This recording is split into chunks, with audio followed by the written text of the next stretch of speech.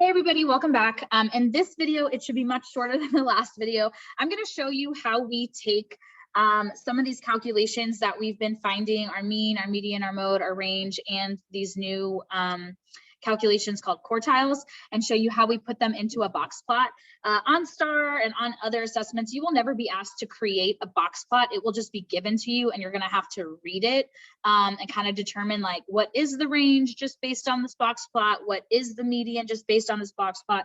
But I think something that'll help is like if we put it together, you'll be able to identify where these measures or these calculations are located. So that way when you're asked to analyze it, you already know where they're at.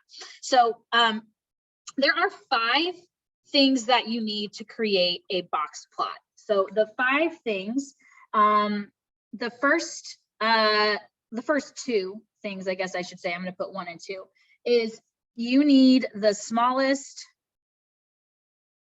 and biggest value.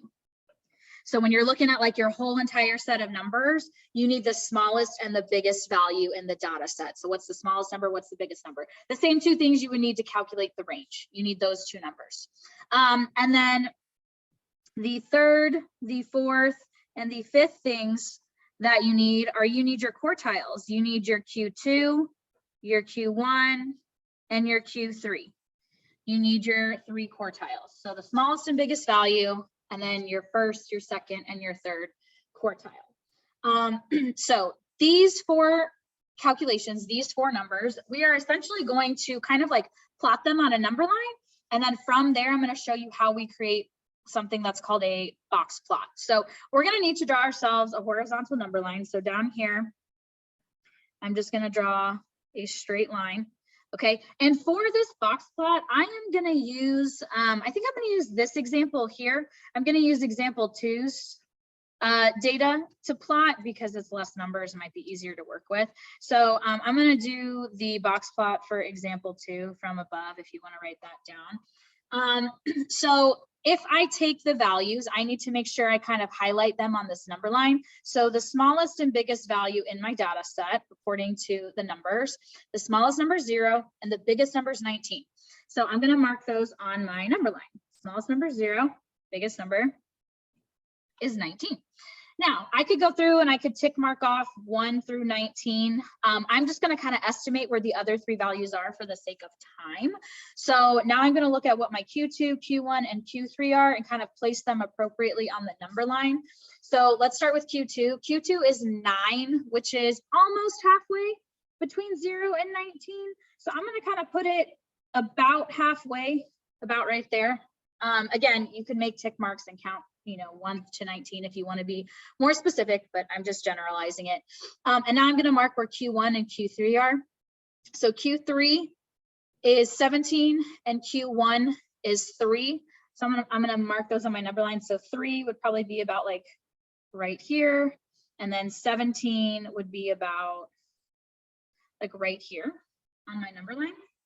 So I have my 5 values kind of put on my number line. And now what I'm going to do, I'm going to use a different color so you can see it better, is I'm going to put a dot right above, not quite on the number line, but right above each of these tick marks. So I'm placing a dot or a data point above 0, 3, 9, 17, and 19, which are the 5 values that I need. Okay. So when we calculate what's called the interquartile range, we are showing what's called the mid-spread of the data. And so to find the interquartile range, I'm going to kind of write this below. To find the interquartile range, the IQR, we have to take our 3rd quartile and subtract the 1st quartile from it. So if I do that for this particular problem, for this example, my 1st quartile is 3, my 3rd quartile is 17. So the way I'm going to find my interquartile range is 17 minus 3, which is equal to 14. Okay. And if we look on our number line, the mid-spread, this interquartile range, the difference between our 3rd quartile and our 1st quartile is kind of from this point. I'm going to draw a horizontal line, a vertical line. I'm going to draw a vertical line over here. it is essentially from this point to this point. So what I'm gonna do is I'm gonna kind of use those dots and create a long skinny rectangle, or what you can think about as like a box that shows the mid spread of this data. What this box is representing, oops. Sorry, they're making the announcements for attendance. Not sure if y'all heard that. But what this box is showing is like any data point in the set that falls within this box. Like, let's say if, you know, this is like, they were collecting, you know, how many, I don't know, how many like cell phones you've had in your life, okay? If anybody had between 3 to 17 cell phones, that's kind of where the majority of people were answering. You know, someone said they've never had a cell phone, someone magically has had 19 cell phones in their life. So those are like data points, but they're not falling within what's called the interquartile range, or that mid spread. So the way we put the box on the number line, or the way we try to figure out what the interquartile range is when we're looking at a box plot, is we're looking at what is the length of this rectangle. From where does it start and where does it stop? Like, what is that measurement right there of the box? Or what's the difference between our third and our first quartile? That's what's called the interquartile range.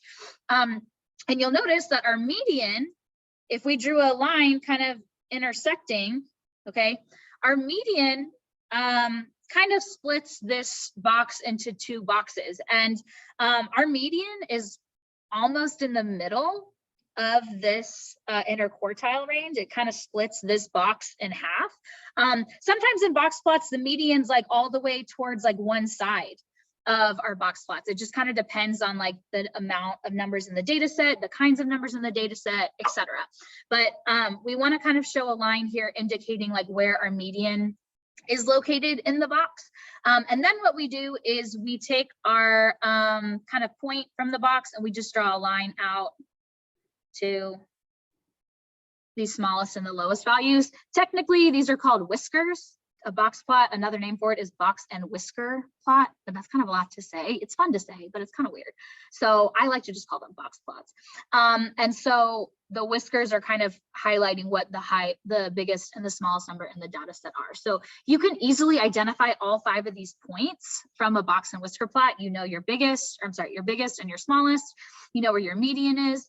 These are representing your quartiles. So if you want to label it, like this is Q1, this is Q3, this is Q2, and then this is like your smallest and your biggest value. So what we just created, you will never have to create on tests or anything like that. It will always already be given to you like this. But let's say I gave you a box plot and I said, what's the third quartile? You should be able to tell me, oh, it's this line, it's where this measures up to on the number line. So the third quartile, 17. Or I should be able, if I asked you, you know, what's the median? And I give you this box plot, you need to look for where the line intersects the box and be like, oh, okay, it's at 9. Or if I said, what's the interquartile range of this data? You need to figure out by either doing the third quartile minus the first quartile or figuring out what's the length of the box. That's the interquartile range. So in this one from 17 to 3, okay, that's 14 tick marks. So the interquartile range is 14. So depending on the kind of data, these all kind of look different, but they're interesting because you can very easily see these 5 pieces of calculation and measures on a box and whisker plot compared to any other types of data.